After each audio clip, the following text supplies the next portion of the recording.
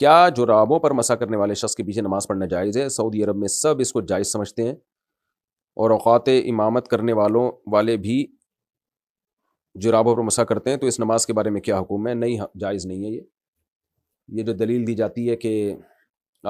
ضرورت کی وجہ سے شریعت نے موزوں پہ مسح کا حکم دیا ہے، تو تاکہ موزے اتارنا نہ پڑیں، تو اس لیے یہاں تو ضرورت ہے، اگر ہم موزے اتاریں گے تو ظاہر ہے حرج ہوگا۔ تو اس کا جواب یہ ہے کہ ضرورت ہوتی ہے جس کو شریعت نے ضرورت مانا ہو۔ وہ موزے جن کو پہن کے بھی آپ پورے پاؤں دھو سکتے ہیں، تو ان کو تو اتارے بغیر بھی پاؤں دھوئے جا سکتے ہیں، تو پھر وہاں ضرورت کہاں سے ہو گئی؟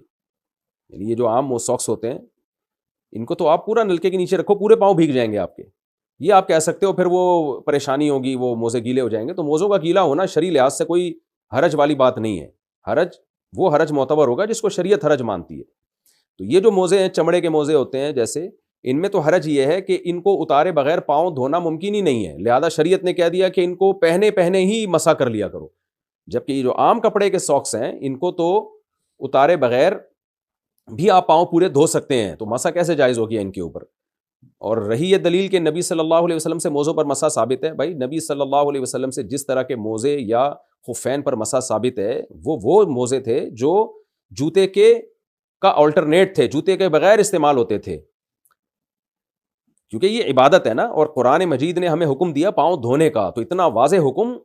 بہت ہی واضح دلیل سے تو چھوڑا جائے گا۔ جس دلیل میں کنفیوژن ہو گئی تو قرآن میں جو پاؤں دھونے کا حکم ہے پھر وہ ترک نہیں کیا جائے گا،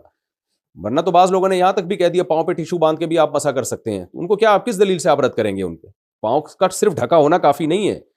وہ موزے پاؤں میں پہنے ہوئے ہوں جو جوتوں کا آلٹرنیٹ ہوتے ہیں۔ اس لیے فقہاء نے، چاروں ائمہ نے کچھ نہ کچھ شرطیں لگائی ہیں اس پہ اپنے اپنے اجتہاد کے حساب سے، کیونکہ چاروں نے اس چیز کو ملحوظ رکھا ہے کہ بھائی جوتوں کا آلٹرنیٹ کون کون سے موزے ہو سکتے ہیں۔ پھر کسی نے شرط لگائی کہ نیچے بھی چمڑا اوپر بھی چمڑا، کسی نے کہا نہیں صرف اوپر چمڑا ہونا کافی، وغیرہ وغیرہ۔ میں ان شرطوں کی تفصیل میں نہیں جاؤں گا، لیکن یہ جو موزے ہیں، جو عام موزے آ رہے ہیں، تو نبی کے دور میں تھے ہی نہیں بھائی،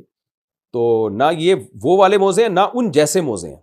ضروری نہیں کہ وہ موزے پہنے جو نبی کے دور میں تھے، بلکہ ان جیسے بھی پہنیں گے تو بھی مسح جائز ہوگا، لیکن یہ نہ وہ ہیں نہ ان جیسے ہیں، تو انہیں پہن کے تو کوئی بھی پیدل نہیں چلتا۔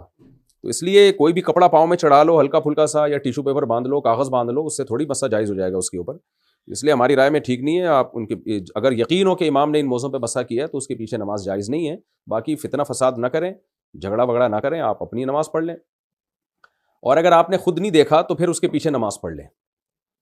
امام آ کے کھڑا ہوا موزے پہنے ہوئے ہیں، تو آپ کو کیا پتا کہ اس نے عام موزوں پہ مسح کیا، ہو سکتا ہے نہ کیا ہو مسح، آپ پیچھے نماز پڑھ لیں اس کی۔ ہاں، جب پتہ ہے کہ انہوں نے عام موزوں پہ مسح کیا پھر نماز نہ پڑھیں۔ یہاں بعض لوگ ایک سوال کرتے ہیں کہ اس سے تو امت میں اختلاف پیدا ہوگا۔ بھائی اختلاف پیدا ہو رہا ہے امام کے عمل کی وجہ سے۔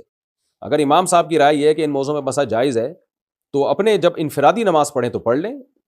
جب آپ امامت کریں تو آپ کو جمہور کی رائے کا احترام کرنا چاہیے۔ جمہور علماء فقہا وہ تو اسی کے قائل ہیں کہ بھائی ان پہ مسح جائز نہیں ہے،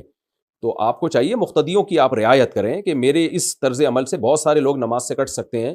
یا نہیں بھی کٹیں گے تو ان کو وہم اور کنفیوژن تو ہوگی نا کہ پتہ نہیں ہماری نماز قبول ہو بھی رہی ہے کہ نہیں ہو رہی، تو آپ سیدھا سیدھا پاؤں دھو کے آ جاؤ، یا وہ موزے پہن کے مسح کر لو کہ ان موزوں کے مسح کرنے سے سب کے نزدیک نماز جائز ہو جاتی ہے۔ تو امام کو تو اس کا بڑا خیال کرنا چاہیے کہ اس طریقے سے نماز پڑھے کہ پیچھے سب لوگوں کے نزدیک اس کی نماز ہو جائے، تاکہ پیچھے لوگ مقتدیوں میں خلفشار پیدا نہ ہو، کنفیوژن پیدا نہ ہو۔